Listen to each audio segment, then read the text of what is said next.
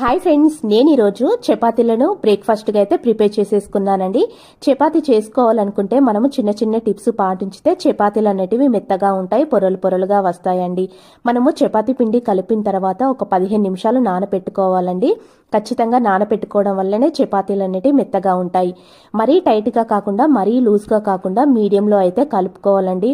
చూసారు కదండి, నేనైతే చపాతీ పిండిని అయితే 15 నిమిషాలు నానబెట్టుకొని చపాతీలు అయితే ప్రిపేర్ చేసేసుకున్నానండి. ఇక్కడ మీకు చూపించిన విధంగా చపాతీ అనేది మరీ మందంగా కాకుండా మరీ పల్చగా కాకుండా ఇలా ప్రిపేర్ చేసేసుకోవాలండి. ఇప్పుడు ప్యాన్ పైన ఆయిల్ అప్లై చేసుకొని చపాతీని రెండు వైపులా కాల్చుకోవాలండి. ఆయిల్ వేసుకొని నాకైతే చపాతీ అనేది పర్ఫెక్ట్గా పొంగిందండి. ఇక్కడ మీకు చూపించిన విధంగా నేను ఆలు టమాటా కర్రీ అయితే ప్రిపేర్ చేసేసుకున్నానండి.